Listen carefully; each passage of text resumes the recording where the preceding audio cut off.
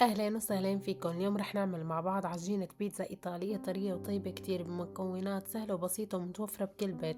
وإذا كنتم من عشاق البيتزا لازم تجربوا هالوصفة لأنها رح تعطيكم نتيجة ولا أروع. يلا نبلش خطوة بخطوة.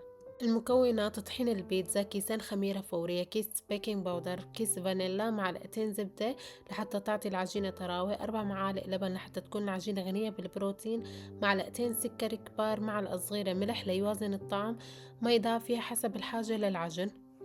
فيكن تعجنوها بالعجانة وفيكن تستخدموا ايديكم بالعجن، اثنيناتهم نفس الشي، بس اللي رح يفرق معاكم الوقت العجينة. اول شي حطيت كيس الطحين، بعدين ضفت عليه ظرفين خميرة، ظرف بيكنج باودر، ظرف فانيلا سكر، وحطيت معلقتين سكر كبار ومعلقة ملح صغيرة. بهالطريقة لما خلطناهم كلياتهم مع بعض المكونات الناشفة فما راحت مفعول الخميرة، يعني ما بيبطل مفعول الخميرة. خلطتهم كتير منيح، بعدين ضفت عليهم معلقتين زبدة بحرارة الغرفة، معلقتين كبار، و4 معالق كبار لبن.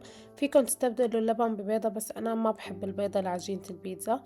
ونزلت بالمي بالتدريج عليهم شوي شوي، مي ما حسبت قديش، يعني أنا عيني كانت هي ميزاني.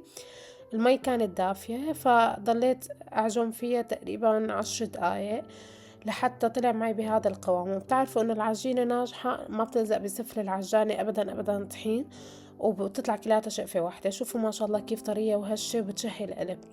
وإذا كنتوا عم تعجنوها على إيديكم فطولوا مدة العجن، يعني أنا تركتها بالعجانة لمدة 7 دقايق، انتوا طولوا المدة أكتر من هيك. هلا أنا لأنه ما كان عندي وقت إني أتركها تتخمر وقت طويل، عيرت الفرن على درجة حرارة 60 وتركته على نفس الحرارة يضل محافظ على حرارته، وحطيت الخميرة بقلبها لحتى نفشت بهالشكل اللي انتوا شايفينه. ما شاء الله أخذت بس 45 دقيقة. قطعت العجينة لكل شقفة 300 جرام وأنا طلعت معي هون 6 قطع. انا نوعت البيتزا اللي عملت واحدة منهم كانت محشية الاطراف، وبصراحة هاي اول مرة انا بعملها محشية الاطراف. بس فردتها بالشوبك لحتى تكون اكبر من الصينية، وباقي العجينة فردتها بايدي، انا هيك متعودة عليها. حشيتها بالجبنة كل الاطراف. انتو فيكن تقللوا، فيكن تكتروا، فيكن تستغنوا عن الجبنة، فيكن تحطوا جبنة اللي انتو بتحبوها. حشيتها وسكرتها كتير منيح لحتى ما تفتح بقلب الفرن، ودهنت الوجه بالزيت لحتى تضل طرية وما تنشف أثناء الخبز. وأكبر غلطة ممكن تعملوها إنكم فورا تحطوا الصوص وتدخلوها على الفرن، لازم تتركوها ترتاح على الأقل ربع ساعة لحتى تاخد الشكل الصح وما تنفش زيادة. بعدين ثقبت العجينة كلياتها بالشوكة لحتى ما تنفش معي وتصير مثل الكعك. أنا بدي إياها تكون رقيقة وطرية بنفس الوقت، وما تكون معجنة يعني. للحشوة حطيت معلقتين كاتشب كبار كطبقة أولى، وبعدين ضفت صوص البيتزا، طبعا شغل إيدي. إذا حابين تعرفوا طريقة تحضيره اكتبولي بالتعليقات، حتى بنزل لكم فيديو خاص عنه.